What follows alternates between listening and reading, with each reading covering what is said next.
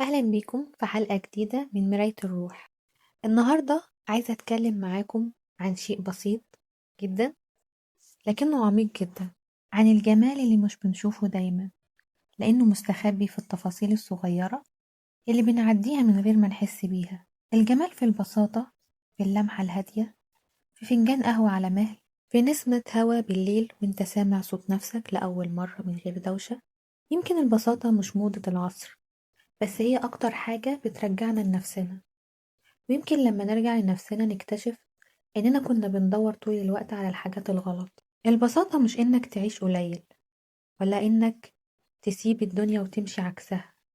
البساطة إنك تختار اللي يريحك من غير ما تحارب عشان ترضي الكل. هي إنك تبطل تجري ورا الكمال وتبدأ تستمتع بالناقص اللي بيكمل روحك. أوقات كتير بتفتكر إن الجمال في الزينة، في الكمال في الامتلاك، لكن الجمال الحقيقي في الراحة، الراحة اللي جواك، في الهدوء اللي بيخليك تبص للدنيا وتقول كفاية كده أنا مرتاح.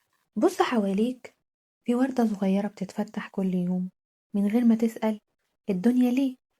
في شمس بتطلع وتغرب بنفس النظام من غير ما تتفاخر. حتى البحر بكل عظمته بسيط، موج وجزر وهدوء وصخب لكنه حقيقي.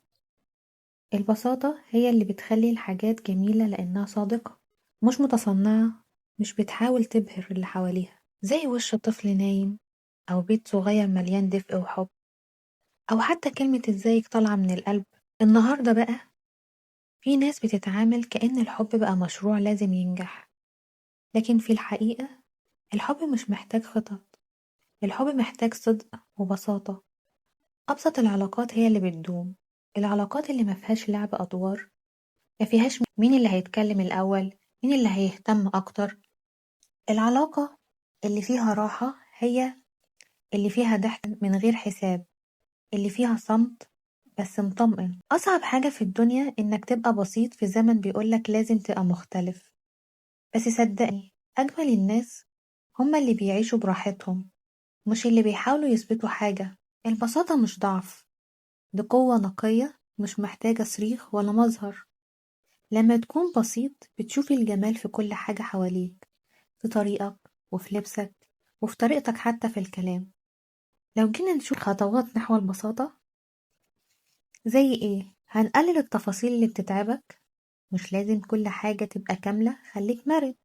نختار الناس اللي بتحس معاهم بالأمان، مش لازم يزودوا الضجيج. ابدأ يومك بحاجة بسيطة تفرحك، زي مثلا كوباية شاي، صوت طير معدي، أو حتى لحظة صمت. ابعد عن المقارنات، كل حد عنده طريقه، خليك انت كمان في طريقك. افتح قلبك للحياة، الحياة مش سباق، دي رحلة، وكل محطة فيها انت بتتعلم درس جديد وبتشوف الجمال اللي حواليك. البساطة كمان في الروح. في نهاية اليوم الروح مش محتاجة كتير، هي محتاجة بس مساحة تتنفس وتصدق. ولما تهدى وتبطل تسعى وراء كل حاجة، بتبدأ تلاحظ إن الجمال حواليك طول الوقت، مش بس في الصور الغالية ولا في الأماكن البعيدة. الجمال فيك انت وفي طريقتك البسيطة وانت بتتعامل مع الحياة. خلي البساطة تبقى طريقك في العيش، مش لأنك ما عندكش، لكن لأنك فاهم إن الجمال مش محتاج بهرجة، وإن الهدوء مش ملل، وإن أبسط اللحظات ممكن تبقى أعمقها. يمكن البساطة هي اللي بتخلينا نسمع صوت روحنا من جديد. وبكده تكون خلصت حلقتنا. كنت معاكم في حلقة جديدة بعنوان الجمال في البساطة.